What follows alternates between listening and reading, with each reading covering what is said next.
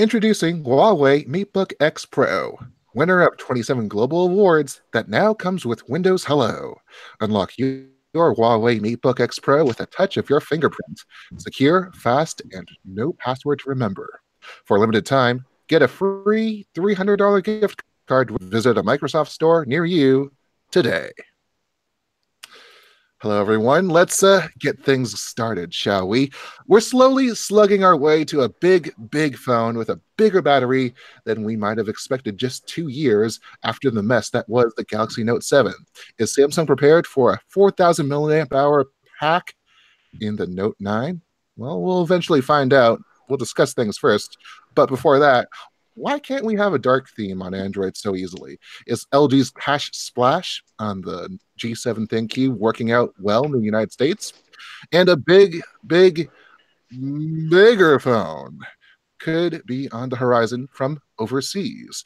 We're bringing on Ryan Dao of his Fried Face blog and Daniel Cohen of Gear Diary this week on the Pocketnow Weekly, recorded 4 p.m. Eastern on June 15th. This is the podcast that brings all things together from mobile tech, smartphones, smartwatches, tablets, everything that you used to dream of when you were a kid. My name's Jules Wong, news editor at Pocketnow, and I guess we shall start things off with an introduction to Ryan Dao. Hello to you, sir. Hey guys, it's great to be back on Pocketnow Weekly. It's been a while, but yeah, great to be here. Lots of topics to Yeah, go over today, and yeah, looking forward to it. I'm glad that you're here. I wonder how things are going with Fried Face. You've had a very busy year of evolving yourself there. Oh yeah, last time I was on Pocketnow Weekly, I was just starting off as an intern for content creators, and now I'm out. Even I'm still a student, but I still put out some content here and there. So if you guys are interested,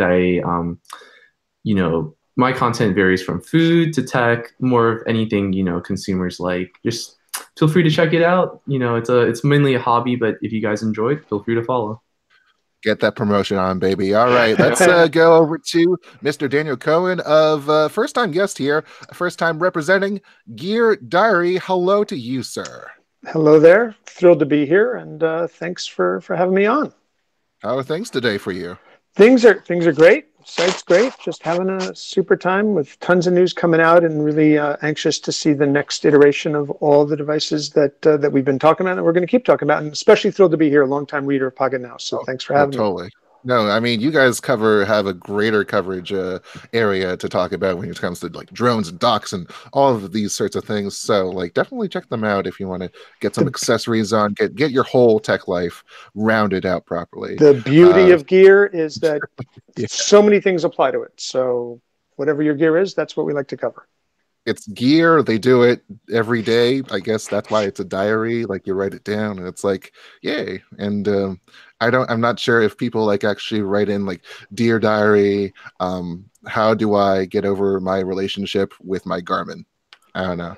Maybe that's something that'll be interesting if it happens. Hasn't yet. We'll see. We'll see.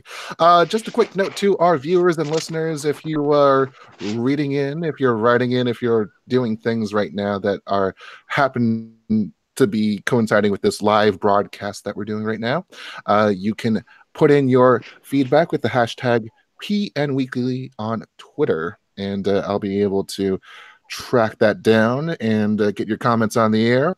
Maybe we'll start a new thread and see how things are going on in the conversation. And if you don't have to be here right now, well, of course, there's always the email alternative, and that is podcast@pocketnow.com for all your thoughts and questions and whatnot. So with the whole schematics out of the way, let's try and see if we can talk about the news. We start off with the Galaxy X. This, well, we're calling it the Galaxy X. It's been a long time talking about foldable smartphones and Samsung. Everyone's starting to get into things now. Xiaomi, Oppo, Huawei are all trying to compete to be the first one out there. And for the longest time, it's been a rosy picture. It sounded like a rosy picture from Samsung. They had all the patents out for this centipede hinge that would fold this display, and well, the folding apparatus is kind of not the problem here. It's more the question of how does a display handle that? How does an OLED flexible display how's that able to handle those redundancies of just going back and forth? So that has been the main question, and that has led to some doubts here. So from the Korea Times, we're talking about a product launch maybe early next year, 2019, and this would be a limited run. Samsung has been pretty clear in telegraphing the 2019 date, so I guess it's all up to whether or not it will make its promise at this point. But the price could be fitting of this limited edition or limited nature of things. 2 million Korean won, which translates out to about $1,900 at this point. Yeah, that's going to hurt. And that's unsubsidized. I'm not sure if people will are able to like spread that out over like 30 months or something, but it's going to be painful. So I want to center this around the main question here. Is Foldable really going to get people back into the smartphone market again? Are they going to increase that upgrade rate? Because analysts have been talking about this as a kind of a stagnating market. I'm wondering what your take is, and either of you can start. I think Daniel has something more to say. Well, I mean, my question is we've seen this before. We've seen a lot of suggestions of this previously. The technology really wasn't there yet, but a lot of stuff that ended up turning out to be vaporware. And my biggest question is why? Why? Do I really want something that is my phone and my tablet, especially now that we've got phablets, even though we're not using the term that much anymore, which really are able to actually hit that middle range? Why would I want it? Why would I want it? Why would I want it when the likelihood is that it's going to be not uncommon for some apps to work really well with it and other apps not to work well with it? I think one of the things you might be talking about here is the Axon M with that kind of dual display deal from ZTE back when it was just two rigid panels. I was there for the actual launch of things, and it looked promising. I mean, it had that kind of dual screen mode, but in the end, it's just two separate displays. And when you go back to like the Kyocera Echo, there's obviously that bezel that goes across the middle of things, but there's also just the fact that it seems like an incongruous kind of deal in terms of the user experience, in terms of having to carry the phone in kind of its eagle spread kind of form. So, I mean, Ryan, what do you think? Where does Foldable go on from here? Okay, I'll say this device, like people have been referring to it as the Galaxy Galaxy X. It's been rumored for a while, and I know Samsung behind closed doors have been showing off prototypes, at trade shows like CES for the past couple of years. I actually think a few years ago at one of these trade shows, they actually they were on stage presenting these flexible displays. I think at the time they were calling them the YOM displays, right? Yeah. But this point, I think any interest in the phone, like any real interest in the phones, come from hardware, like smartphone enthusiasts like ourselves. Because the only reason why I can see people purchasing this device is if listen, if they're able to if they execute this flawlessly, I think people would be buying this just for the engineering prowess for itself. But that rumored price tag when you have devices such as the hydrogen, what Red is doing with the hydrogen phone, it really comes down to how Samsung, because aside from Apple, I think Samsung has done a great job of marketing in the US. You see companies like HTC not really being able to make a dent with consumers in the US. But I really think what Dan says, why do I want it? I think what I always say is you don't know you want it until the marketing team tells you why you want it. Oh yeah, totally. So I can see not everyone who follows Pocketnow readers wouldn't be 100% excited given Samsung's track record of software updates. So like I said, it really comes down to how they approach this phone when it launches with the marketing. And, you know, also what really concerns me, even with a flexible, because I believe this is also an OLED panel, right? Yeah. What totally. concerns me is what, you know, what materials are they going to use? Are they going to go back to like plastic? Because I don't think like the aluminum that they use now is really like flexible or even like plausible to use in a Yeah. foldable device, right? So are they going to do what Microsoft does with the Surface Book, you know, like a magnesium hinge? So there's a lot of questions to be, you know, answered. And you know what they're doing with the S9 too. It's an iteration year where they're playing catch up. So they've added stereo speakers, right?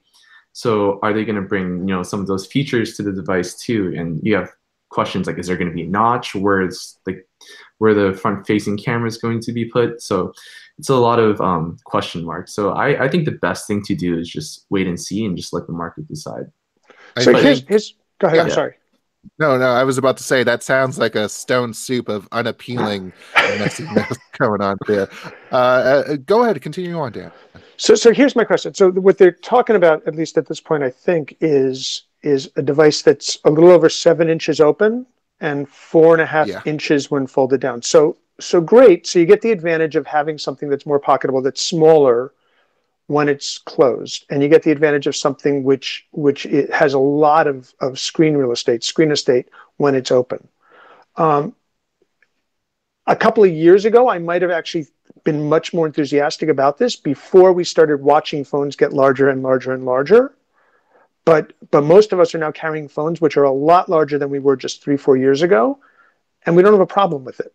So I'd be fine carrying something even a little bit bigger than the iPhone X, which actually gives me probably most of the size of what we're talking about here without the additional expense, concerns about the hinge, concerns about the apps. So again, I go back to, other than the fact that, okay, great, I can pocket something that's only 4.5 inches large, small, when it's closed, why? I'm really regretting how I stacked this show now. I really wanted to like tail on to that 7-inch topic, but we're going to get to that in just a few minutes. I know, no, like totally. It's just, you know, all this goes, you know, hand in hand with each other. I feel like we still haven't resolved the question of that, you know, redundancy, that fatigue that happens, especially if the design allows for some tolerances in terms of just being able to store it, and it kind of flexes a little bit while it's in your pocket. Like, is that going to survive? I don't know, at least a year, like 2 years? What's the story on that? And for $2,000, it better. Yeah, better. I'm actually exactly. I'm actually going to go back to my previous point. I was thinking about this. So aside from, you know, smartphone enthusiasts, like I think the mainstream consumer that will actually purchase this device are people that already own Samsung devices, like the people that like how they produce their OLED panels, and also people that the rare 100 people in each state that have a Gear S3 smartwatch. I don't think, unless they do something special with, you know, their cameras, like I don't think a foldable display is really going to win any mainstream consumer over. It's cool though. Yeah, no, totally. It's just that initial wow factor, and the rest of it's going to be the marketing machine. A lot of it's going to be software because, again, we've seen how this has played out before with like the separate apps or even just Android's native split screen kind of thing going on. They're probably going to maybe amp that point up just a little bit more than they usually would.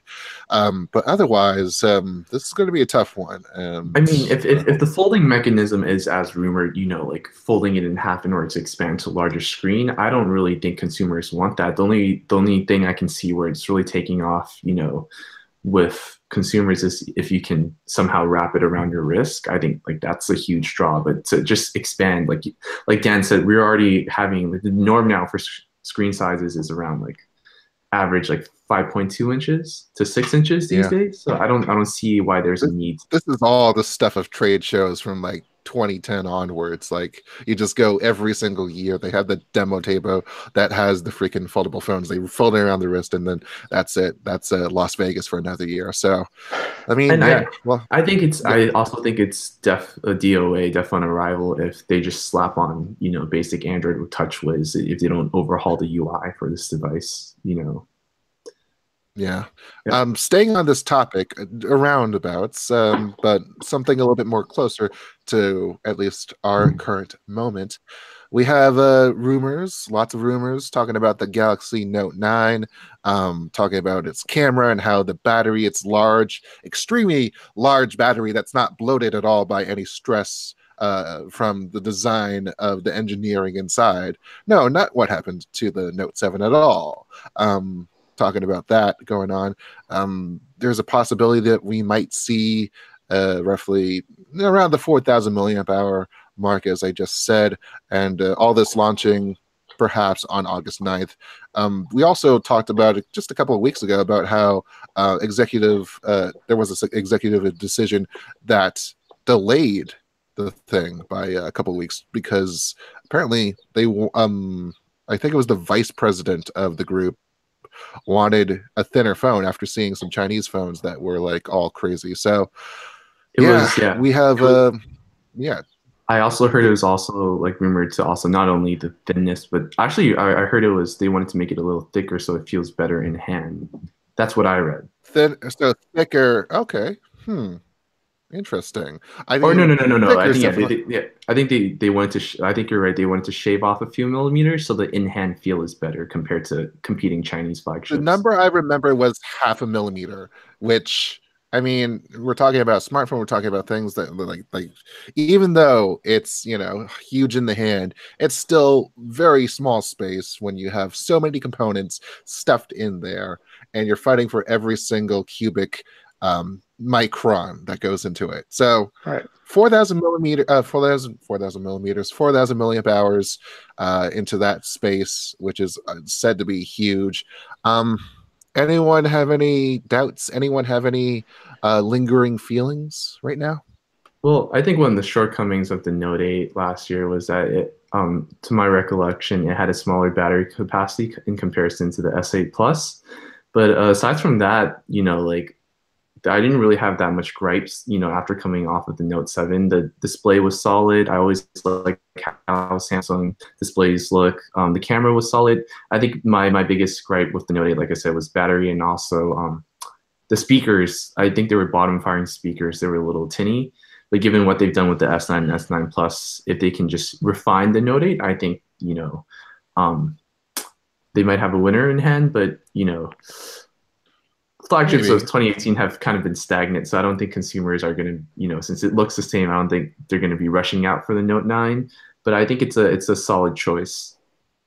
Maybe, hopefully. I mean, well, Andrew Wallace says on Twitter, #PN Weekly. I don't know about you guys, but a bigger screen is pretty good to me as long as I get to keep using my pop socket lols. Daniel, do you have anything to follow on in terms of this? Look, I think any time that we can actually see a bigger battery, since battery technology has not kept up with any of the rest of the technology that we've been seeing, I think anytime you can get a bigger battery, it's a good thing. If you're talking 0.4 millimeters, you said, most of us would end up putting it in a case anyway. So slightly thicker phone, slightly thinner case, all good. I mean, totally. That's totally fine. It's just the fact that, again, I bring up the Note 7 not to be blithe, but to be, okay, so they were working with this amount of thickness and this amount of space in the phone for the battery to fit in. They put in a 3.5 amp hour unit. I'm just going to say that. And problems were caused, to say the least. And design engineering firms were just a little problem. No smoke or anything. But like design engineering firms were kind of worried about this being, okay, this is kind of crazy. You didn't put enough room. There were no tolerances in that space for the battery to swell and contract. So now we're going up to another level of power here, 4,000 milliamp hours, and there's going to be a slightly larger space. Apparently that's why the camera module is being rumored to like go horizontal, because that it's taking that much much space up to be able to like fit everything in. So, and the worry is that if they, cut it any thinner than it is right now, maybe it's going to be all like that 0.5 millimeter is going to be all glass, and the glass will just be thinner, and the inside will stay the same. But I don't know at this point. I'm still kind of wearily watching here. And look, they were able to overcome that debacle. They need to get this right if they're going to do it. They really can't afford to actually have another issue with batteries. So I'm curious to see what they come up with. I think it also Right? it really depends on how they optimize the software too. I think this is the first year where the models with the Qualcomm chipset have been reported to get the better like stamina in comparison to the Exynos equipped handsets. So, what was the capacity on the Note 8 last year? I think around 3,500. The Note 8 was around 30. It stayed the same, I think. Yeah, 3,500, and I think it was average. Definitely not meant for power users. So it remains to be seen if a 500 milliamp hour, difference, if it makes a huge difference. But at the end of the day, I really think it depends on if Samsung has really refined TouchWiz to be less bloated and less, consume less power. But I think in real world usage, I think it'll probably get like an hour and a half. I'm just this is a guess, an hour and a half to an hour more than Note 8.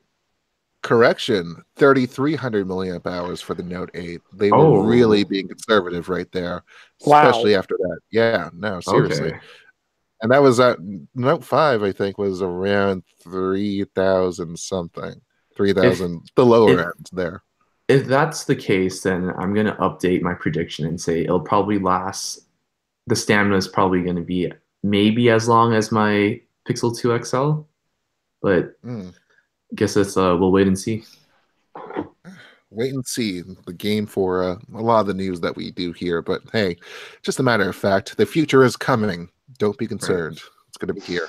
Let's talk about, well, I guess it's the elephant in the room just because it's just so huge and it's so big. I mean, frankly speaking, we're in the age of the extra tall 2x1 or whatever ratio you want to put on it, 19.5 by 9. They're doing crazy math on these things, but apparently the sequel to last year's Mate 10 could be pretty darn big. So if we're talking about 2x1 display, we're talking about a 7-inch display, a 6.9-inch display. I should be more exact than that. On the Mate 20, it sounds like on the Mate 20 Pro, maybe both. It could be Mate 20, it could be Mate 20 Pro. We're not sure as of yet. People have been kind of SEO exploiting the thing by just putting in Mate 20 Pro anyways, but who knows. So 2x1 phablets, because they're flabby. I don't know. 2x1 phablets. What do you all think? Is it time to bring back the phablet, or do you think that in our current age everything's just a phablet? Bring it on. Yeah, I wholeheartedly agree. Like, even though we've been going up in screen size, I think like what's that one weird aspect ratio that every manufacturer's been adopting, the really thin and narrow one? I think it's like 18 by 9. The Note 8 is 18 by 9. 18 and a half by 9. Right. I liked it better. I liked it better when these phablets were a little wider, because I understand they made it, taller, so it's easier to hold in the hand. But you remember like the HTC Evo days from Sprint with the kickstand? I liked it. Yeah, I liked it when phones were wider because it seems much more of a cinematic experience, and I find it much more easier to type in portrait mode when the phone is wider. So totally, that's it's just a sturdier build. It doesn't have like the litter boxing that happens, because as a matter of fact, if you really wanted to be all cinematic about it, then you'd have to go all the way up to 2.35 to 1, and by then I'm not sure if anyone would even dare venture that far. Near 7 inches, I would say, if we were to if that's 2x1 and we were to convert that into like something that has a 16 by 9 traditional, it feels so weird saying that. We've been growing up too much in the 16 by 9 age, but in any case, Ugh. That sounds like maybe 6.3 inches. I guess maybe it sounds like 6.3 inches in a 16 by 9 thing. I work I've with, never been a fan. Yeah, right. go ahead. I work with a lot of content creators aside from, what I do. Like I used to work with a lot of YouTubers as well. And I don't think anyone out there, is on the top of their head, thinking I'm going to film my, videos in the 18 by 9 aspect ratio. It's always been 16 by 9. I think the 18 by 9 aspect ratio is just an attempt by smartphone manufacturers to just keep their devices tall and thin. I don't really think people are making a conscious effort to really go adopt that aspect ratio. I think a lot of Yeah. it has to do with how you use your device. Is your device primarily for consumption? And if it is for video, then wider can be really welcome. For me, my device is probably more on the communication side of things. And I do find it much more comfortable to use something that's a little bit thinner and a little bit taller than something that's wider. So I think a lot of it's going to have to do with how do you use your device? What's your main purpose for it? Are you looking for something that's primarily a phone and a communication device, and you use some sort of a tablet for more of your consumption than not? Or are you do you want to use your phone for everything and just not have a tablet at all? Right. That's a great point because let's say for example with Samsung what they do with their S line and their Note series. Let's say the S9 is their flagship device, right? Most people are going to use it as a communication device. So obviously I think it should be tall and thin. But when we're talking about phablets, I think more people are buying phablets as more of a consumption device, maybe because it's easier to type on, but also I think because they want to watch videos. I think those devices, in order to differentiate not from the flagship devices, should be wider, because if it's just tall and thin, then it's just like an XL size of the existing flagship. I think phablets have really, aside from having a stylus, have in the recent years just having a difficult time differentiating themselves, and like they've really just become the XL versions of existing flagships. Yeah, I think everyone has the right form factor for them, and they'll know it. They'll seek it out for themselves. And again, it's even though as much as we talk about hardware here, it's all about the software to tailor that experience down and make it more optimal for whatever it is out there. A couple things from hashtag PN Weekly on the Twitters. Goran Petrovic says that I don't think Samsung can keep the Note line successful for too long. There's less and less differentiation between the Galaxy S and the Note line. They're too similar. It's just that S Pen. I mean, well, how much of a difference does that S Pen really make? Yeah, I don't think it makes a world of difference anymore. I know before when there was more than one chipset manufacturer, because when we had Texas Instrument and I forgot who else, like NVIDIA making chips, like Qualcomm was forced to release two flagship processors. I mean, two top of the line processors per year. Now it's just streamlined to one single processor. So I think if Samsung had more options from Qualcomm, I think they would have included, more. To their fairness, I mean, the Qualcomm's strategy here is kind of more widespread. They got Windows on ARM to consider, as well as all their mid-range. It's like, well, not even mid-range. It's like premium B, and as opposed to like the premium A, like the 845, they have like maybe the 710 or something like that. So they're really trying to adapt to things. I just remembered when the Note, was known to be the power user's phone, and I think that the comment we had from Twitter, it's really Samsung forgoing the Note line, and a lot of it has to do with the battery. I mean, Daniel, what do you think? What was the je ne sais quoi for you about the Note line? I mean, look, I haven't used the Note 8. When I used the Note, I love the S Pen. I love being able to take notes. I work differently now, so I don't need it. I don't miss it. And going back to the previous conversation, if you're worried about battery life, if you're worried about every single micron of space you have available, having the S Pen built into something really does. You have to make other choices. So I think it depends on how you use it. We've got Mike Anderson, one of our editors on Gear Diary, uses the Note 8, loves it, swears by the S Pen. I mean, it's how he works. So a lot of this has to do with, what are you using your phone, your phablet, whatever you want to call it? What is your purpose in having it? What are you using it for? And I think that kind of drives a lot of the choices people make when purchasing something. And I think the more options that are out there, the better. Alternatively, they can just make the Note a bigger phone. I was playing with the S8 Plus and the Note 8, and they just felt really similar in size, aside from the fact that the S8 had rounded corners and the Note 8 had more of a boxy feels. Like I think they can, make the screen a little bit bigger to accommodate a bigger battery and the S Pen. Well, yeah, totally. Especially with the 2:1 aspect ratio we're dealing with nowadays, like it really takes that much more of a increase in the diagonal of the screen in order to generate a larger increase in width of the phone. So, and when the Note first came out, if I'm remembering correctly, it was significantly larger than any of Samsung's other offerings, if I remember correctly. So that was like a differentiator. 5.3 inches. Yeah, it's like, oh my God, it's huge.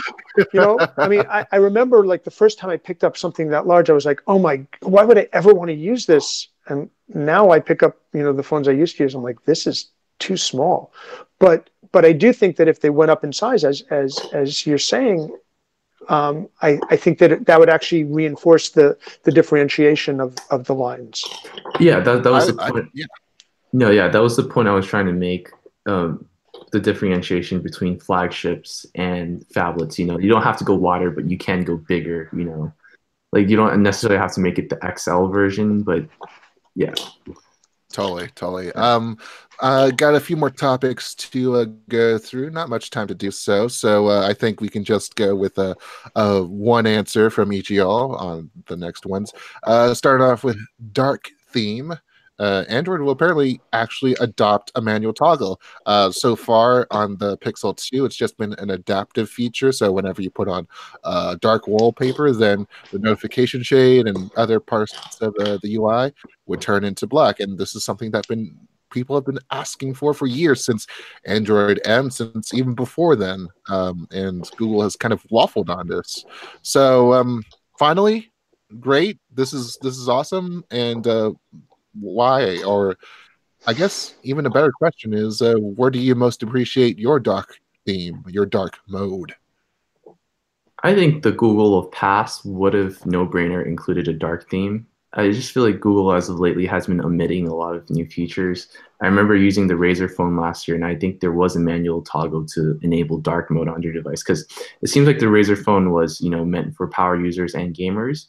But it seems like Google as of late has been trying to target more of the mainstream consumer, and I don't think off the top of people's head they would want a dark mode. So I think, there's definitely been a shift to focus, and it also goes back to this theory I have. Google has been really disconnected with the user base that really, put them to where they are today, with the original Nexus devices and the Pixel devices. It just seems like they aren't really listening to what their user base wants. Do you agree, Dan? I'm trying to wrap my head around. Like, I use dark mode on my computer sometimes, just because it is easier on my eyes. But I think, Apple comes out with it's a big deal with dark mode and all. I think the year is so iterative that I think a lot of companies are talking about these things and trying to make a bigger deal out of what I don't think is as big a deal as it ought to be. As far as a manual toggle, for me personally, I wouldn't need it. It's one more thing to fail. It's one more thing to actually have to deal with.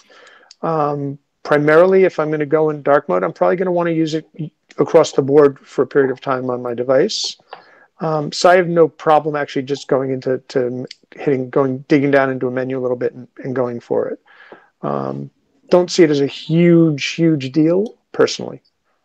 Yeah, totally. I mean, yeah, well, I was just about to head on over, but the one thing I just wanted to say is that a lot of apps, in lieu of system-wide changes, have been doing dark mode on themselves.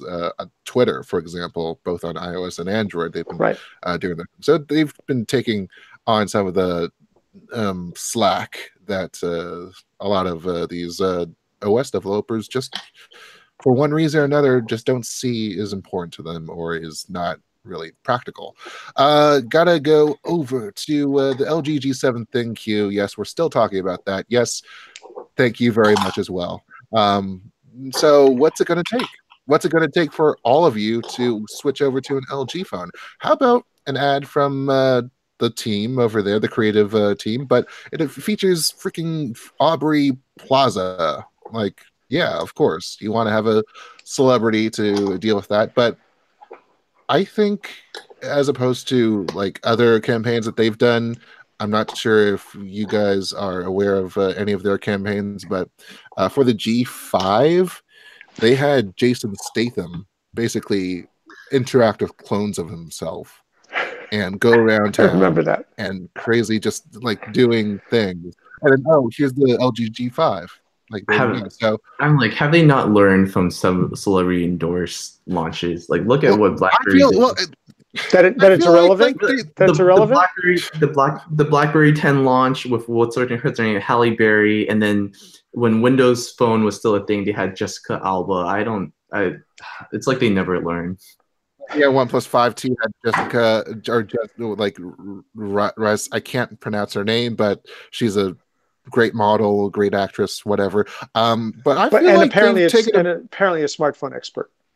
apparently too. Yes, Yeah, exactly. I'm like they should have used the money to book all these like celebrities, and I would have used that and portion it for a side to give away phones for more reviewers to review, or just as a giveaway. I think that would have been a better marketing tactic rather than getting like a celebrity and telling you why you should get this phone. Well, I think if you're trying to play to the market, if you're trying to go on TV, then you're going to have to play the game. You're going to have to get a celebrity because that's part of the ball field that you're on. But I feel like they've actually taken some advice from people that have their heads straight and have actually wrapped these things, these little commercials, on features like the "Hey Google, take a selfie." That's a pretty cool thing that they can show off. I'm not sure if it in the age of privacy hawkishness and Google being this evil data overlord that has become this way because they've all of a sudden removed "Don't be evil" from their mission statement. Like, but I thought that was that's kind of scary. Oh well, Facebook and Google, because Google. There's a problem. Sorry, my Google Home. Yeah, thank you, Google Home Mini. Yeah, that's totally. I feel like they have a boombox speaker, a little ad-et of sorts, talking about that, and they also have a couple things with AI cameras as well. Like, they are centering these ads around single features, and I feel like that's something that has been sorely lacking over the past several years. And I think it's key in a year when we haven't seen much that's made us go, much that's new, that's made us go wow, to really focus on, okay, these are some of the ways that this particular device is going to be more usable for you than what you're currently using. This is why you're going to want this phone. I love Statham movies. Okay, that's not getting me to buy a phone. It's not. But I mean, at least they have another kind of. They also took a little dig at Apple, I guess, because they were talking about, oh, your phone is so slow. Why don't you just switch it out already? So, I mean, they're kind of being opportune. I think that they're doing a good thing. It's a good step, at least. And finally, for the news, do you want an iPhone 3GS in 2018? Quick answer, yes or no, Ryan? No. And Dan? No more than I want a manual typewriter. Okay, sure. I mean, so the story behind this is that there's a little bit of nostalgia, a little bit of happenstance going on in South Korea, where SK's MVNO 7 Mobile, I think is the name of it, is apparently just unearthed a whole crate of iPhone 3GS. They did their due diligence on checking to see if everything's all right, and they decided, hey, why not just sell them for like $40 a piece? And if anything, they'll make interesting paperweights. I mean, I'm not sure how the software situation would be on this, because they started out on iOS 3. The most they got was iOS, or the latest they got was iOS 6, but I'm not sure if the servers are still kind of, they're not sending out any of those updates anymore. So I don't know. I mean, What do you think? Actually, Nostalgia gone wrong? yeah, actually, the only reason why I would get a 3GS is to appreciate the schemoric design language of iOS of the past. I personally, I still haven't really, come to gripes with the new Man, flat.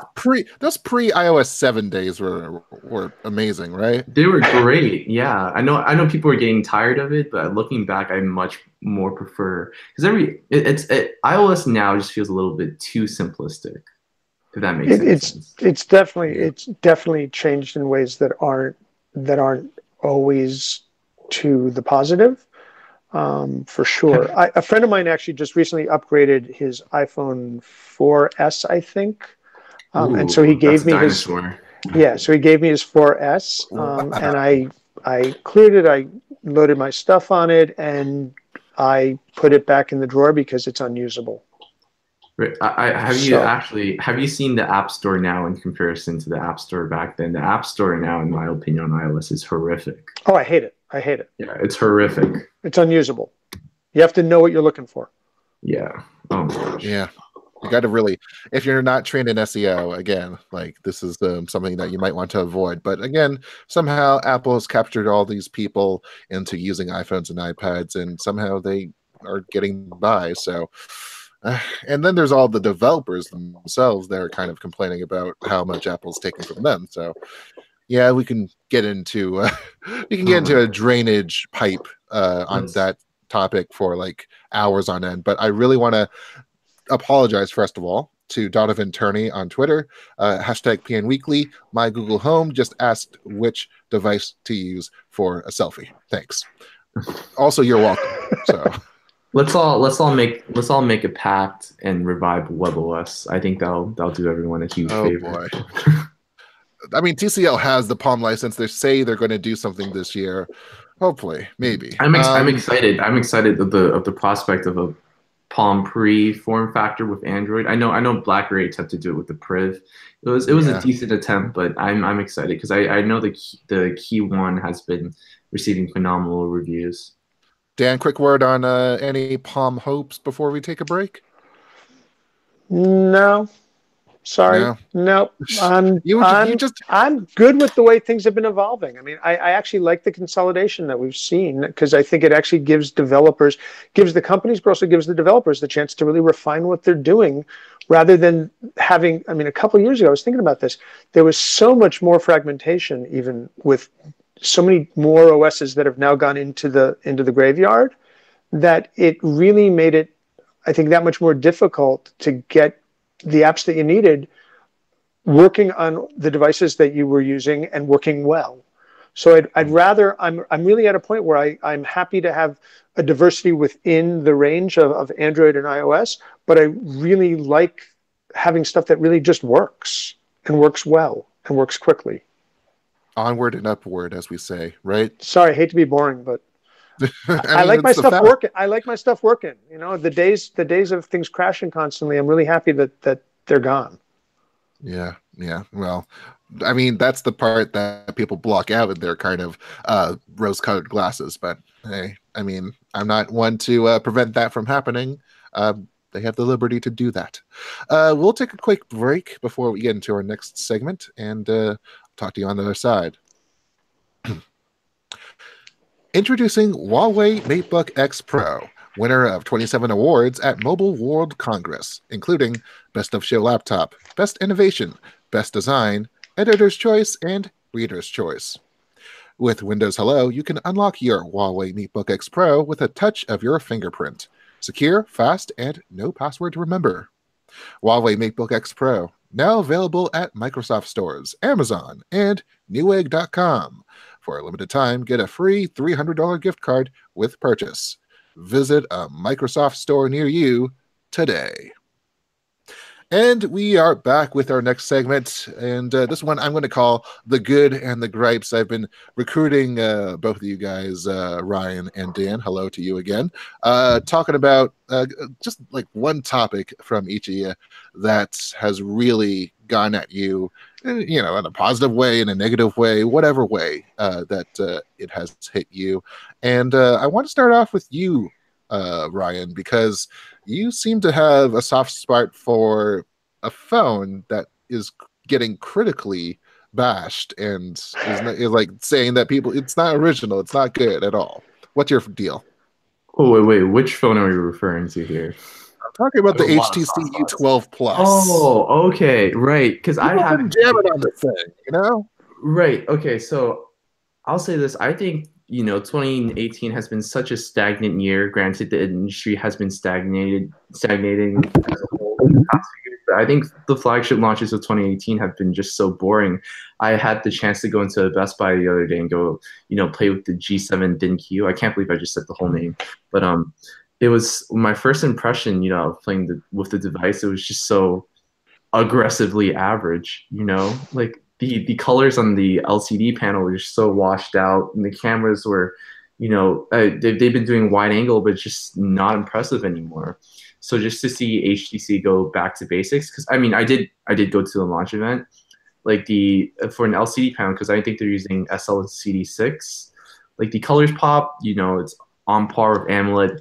Obviously the contrast is not there, but they seem to be going back to basics and refining, what's worked and improving on it. It kind of goes back to Dan's point at first about things just working, but everyone's adopting the notch. I think, the notch is horrific. From the Pixel 3 leaks, looks like the XL variant is also getting a notch too.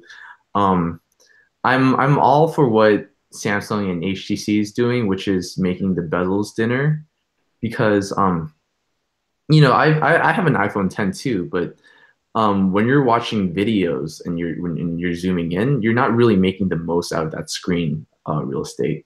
So I think the fact that HTC has gone back to basics is that actually differentiates them from the rest of what the industry is doing, aside from Samsung. But Samsung, it is their variant, their iteratory year, so. And it's also disappointing to hear that Essential is not coming out with a sequel for their phone, because I was really excited for the prospects of a Essential phone 2. I'm maybe I'm just a nostalgic person. I'm more of, bring back the Moto Maker days. You really want those glory days to come back, man. I I really want Moto Maker too. Gosh. Yeah, that was such a. I mean, the Motorola now, I don't. It's like they're different. Think about what would happen if we could get some of the phones that we loved with the current tech built into them. Could be great. Oh yes, that would be awesome. Which I would want a Nexus HTC One M7 right over here, man. Right, like, such a great phone.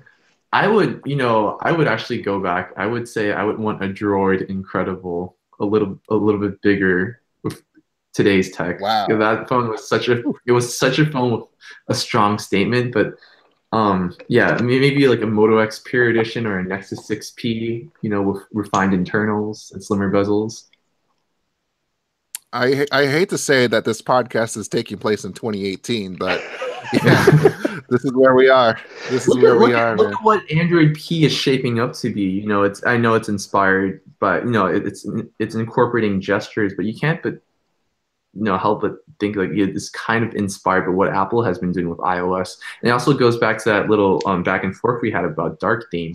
If you're coming off a device with ice cream sandwich or above, and you go to a device with Oreo, or if you're going from ice cream sandwich to the device with Oreo, you notice that it went from the hollow blue theme, kind of dark theme, to a more brighter theme, right? And I think, mainstream consumers would appreciate the bright themes because very reminiscent of what Apple's been doing with iOS. But to, I think, power users who want options like that bright theme with no default stock option to disable it, it's just it's too strenuous on the eyes. I mean, if you're going to play in Google Sandbox, you want to have the Google apps, and if you don't conform to these sorts of design guidelines and whatnot, then you might not be able to take advantage of it. It's not fair that way, but it is what it is. It's Google's ecosystem. Think of it. It used to be. Let's say this. Did you say ecosystem or no? Ego-system? Little both. I kind of see it this way. Google's, approach to their products, because I'm assuming once they launched the Pixel, I'm assuming they didn't keep a lot of the people who worked on previous Nexus devices to work on the Pixel devices. I don't know. It's just speculation. But it seems that since that transition occurred, Google's world or approach when it comes to products, I describe it as the world of Tron, and now it's like Google's. It's not even a world anymore; it's Google's playground. If that makes any sense. It's a little bit too much for toddlers, with the exception of I think they did a great job with the Pixel Book, however. I don't know. I mean, well, totally. I mean, their hardware game has been stepping up. It definitely helps that HTC contributed half their team to it, but half their engineering team to it. So, I mean, don't get me wrong, the 2XL is a great device, but totally. Yeah. I think we kind of ended up on a little bummer there, but I don't know. Well, I'm so pessimistic. I'm so sorry for being so pessimistic to you guys. No, but I think it goes back, Ryan. I loved what you said before, which is such a great term, and it really does capture it. You were talking about phones being aggressively average, and I think that's part of what's kind of weaving its way through a lot of the thoughts that a lot of us who love our tech and have been doing this for a long time and really passionate about it. And I think that term really captures where a lot of us are at right now. Having said that, I have to say, that Huawei, of all the companies around, Huawei's been doing an amazing job. I am blown away by what they've been doing and the stuff that they're doing, even though they don't want it called Huawei Honor. They just want it to be Honor. I reviewed one of the Honor phones. I mean, they're really amazing stuff, good style, good hardware. Really impressed with that this year. You see, like I totally forgot. I never put Huawei in the picture because I've been on Verizon all my life, and they never really had a Verizon compatible phone. But when I saw like rave reviews for the P20 or any of their Mate devices, I always make an effort to overlook it because I know this is something that I can never have. Right, and I was, I was really excited, because they were supposed to. I know AT&T and Verizon were supposed to, carry, their flagship. What was the Mate 10 and Mate 10 Pro? But with politics and all that, totally. I never keep the impression. But yeah, like I not just Huawei. I make a conscious effort to overlook all the buzz about OnePlus and Huawei because those are phones that I can never use. Aside from the 6P, well, we're laughing. I mean, totally, but we're laughing because we're trying to stop ourselves from crying here. Yeah, that's a matter of fact. But the OnePlus, I just read something before. The OnePlus in the first, I think it's been out 6 weeks, they've sold 1 million devices, which is more than they've ever sold before. 22 days. 22 days. There you go. Yeah, that's unbelievable. That's like 3 weeks. 3 weeks in one day. That's pretty amazing. So, and that's the fastest they've done it. Yeah, they've come a long way, especially with their marketing. You remember the little marketing fiascos they've had, during their inception. Remember those, like smashing your phones and Smash the Past and those, like, the lady in the freaking forum vote, like that. Yeah, they didn't have like this like sexist like marketing. I don't know, and then like that was a whole PR fiasco for them. But it's great to see them doing well now. Carl Pei seems like a really nice guy. No, totally. No, he's straight up. He's all intense from all the counts I've heard, and he's just right at it. He just goes at. I feel like we're at a good place, but this was far off the road that we were originally on. I like it, but sorry. No, totally no. Please, I want you to actually take over the conversation for a few minutes and talk about what you have to talk about. Let's port this conversation over to your territory. All right. So here's my gripe. We were touching on this before we actually started the podcast, so I'm curious what you guys think. I was looking at the devices on my desk, and so I've got my Apple devices with Lightning, and I've got a couple of devices with USB-C, and then I've got a couple of current devices that actually are still using micro USB.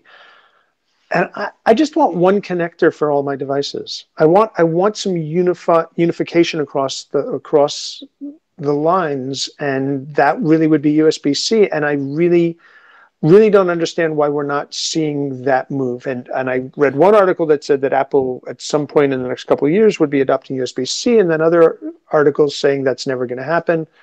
I want one connector for all my mobile devices, period. I mean, don't we all? Seriously, especially as we start getting more and more, devices into our lives with some like health and fitness kind of deals, those trackers.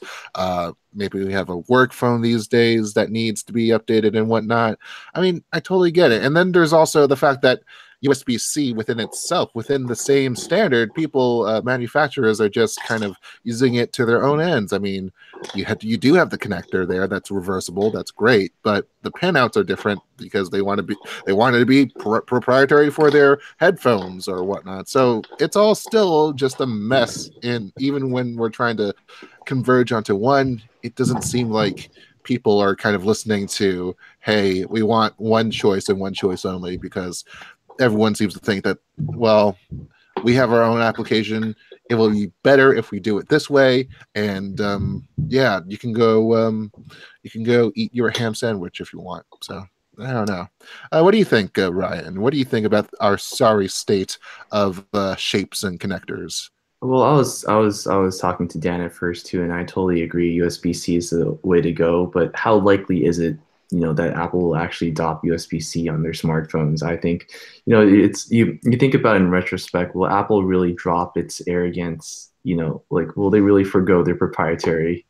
Like, are you expecting Apple to forgo their proprietary connector to adopt, a universally used connector? Ryan, I have an answer for you. I have a big answer for you, and the answer is yes. They've killed off Firewire. Any chance that they co-developed Thunderbolt with Intel, but Intel has taken most of the lead from there, and it's all related to USB-C now. That's the connector shape that they're going with. So at least there's that. And Lightning's really the last holdout. They had that 30-pin connector, and then it turned into Lightning. Great revolution it brought with the reversible nature of it, but like and there was also this one point in the past few months that they had talked about this ultra accessory connector, which would be I don't remember what connector it was, but it was for cameras. Like they would use a connector that was being used by Nikon and maybe Canon cameras. Like it's accessible and it's available, but they would screw up the pins so that it would be to their own advantage or own So we need use. yet another connector. I mean, it's like my wife and I are taking a vacation next month, and I realized that when we're packing, I need to think about, okay, do I have cables for the phones and for the tablets and for the ebook readers and for headphones, and like enough already? You need a bag just for the accessories for your devices. I think we're at a good place. You know what? I think we're at a good place because we could have been dealing with SLIs and all the things like the old connectors for mouses and keyboards and whatnot. Like those things were just all proprietary, and we had large logic boards and motherboards just to support plugging all the stuff into the back end of our computer. And nowadays, we only have to deal with 3 of those connectors. Like it's not we've gone down. And while of course you still want to go even further, I mean, fair enough. 3 Lightning, 2 of them are reversible. So give me nothing. So put wireless charging in everything for me. That's what I want. Okay. Oh, charging is going to take forever though. Oh my gosh. I mean, going back to the likelihood of Apple adopting USB-C, I think both Dan and I, we want it a lot. I'm just, we've seen Apple in the recent years. They've come out with Apple Music on Android, so that was kind of a curveball. I'm just thinking, because doesn't the Lightning connector, doesn't it take up less space than USB Type C would? And my question is, if they do, totally, yes. Yeah, even if they do adopt USB Type C, is it going to be Thunderbolt enabled? There's a whole bunch of stuff that they could do that they might want to do in terms of just being able to accessorize the darn thing. I mean, ultimately, they also have their made for iPhone, made for MFI licensees that they have to consider as well. Right. Even though they, Apple is at its own right and privilege to just, throw off people at a moment's notice. Yeah, I'm still waiting. I'm still waiting for them to make FaceTime an open standard for video calling. So If yeah. only, man. If only. Finally, today, I just want to take like maybe 2 minutes and talk to y'all about how much I am kind of enjoying the new Nokia 6.1, Nokia 6 2018. I recently just got it as a personal kind of secondary phone, not really a burner. I intend on using this if I have any like downtime. I'm reviewing the Alcatel One 3V, I think, right now. And let's just say that the review is going as I had expected it to. So we'll talk about that another time. But yeah, I'm amazed at what Nokia is doing.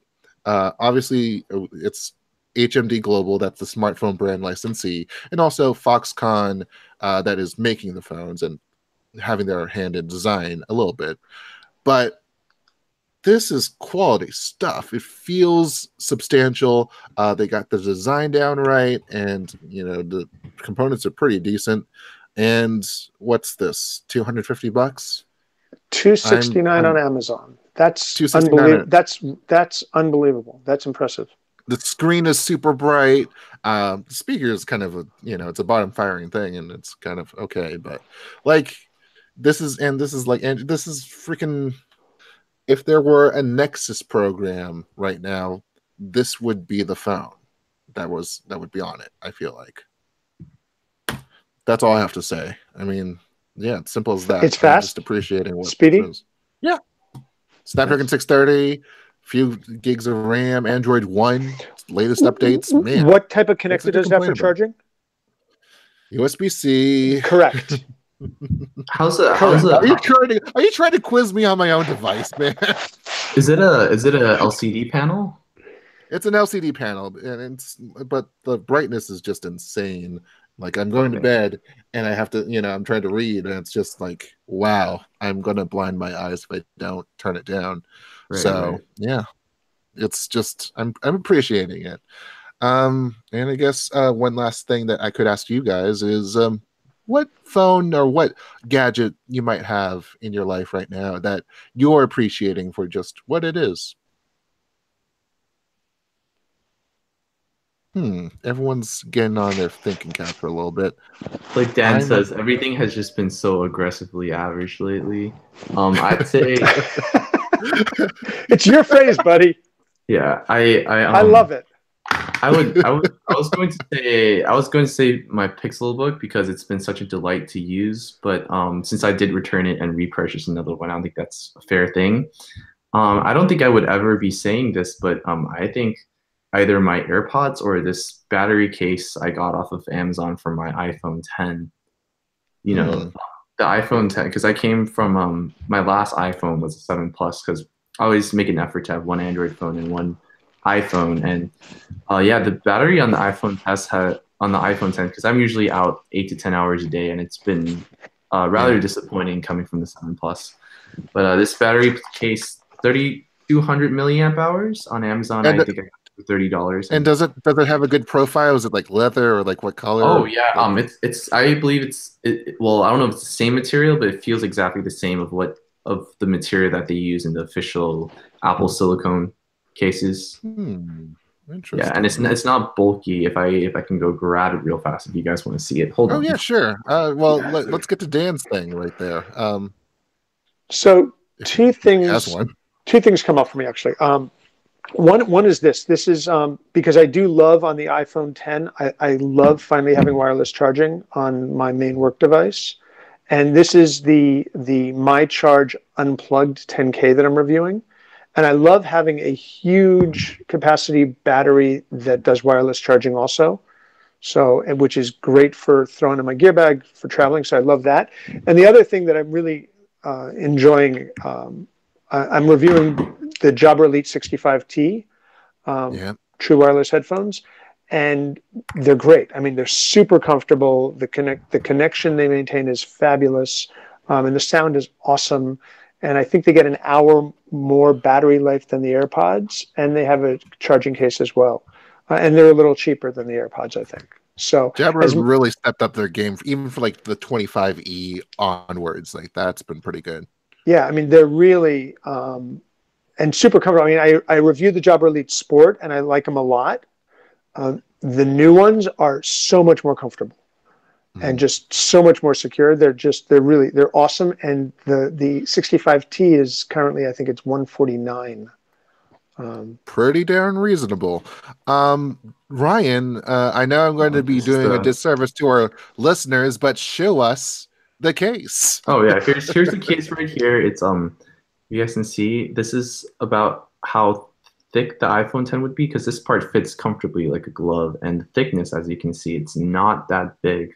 Yeah, the thickness goes from like a little before the camera bump to the bottom of it, and man, yeah, so that's a better profile than anything that the freaking smart battery, whatever the heck they're calling that thing. Right, and it's comfortable. You know, it's you can I hold it on with 2 fingers like this, so it's a perfect grip. You know, it's like I would say it's actually thinner than like some phones that came out, you know, in like 2011, 2012. So it's really not that bad. Yeah. I mean, if you're still comparing things to 2011, right? 2011. I mean, that's fair enough. I guess I can say to that. Gentlemen, I do want to thank you for making the past hour bright, cheery.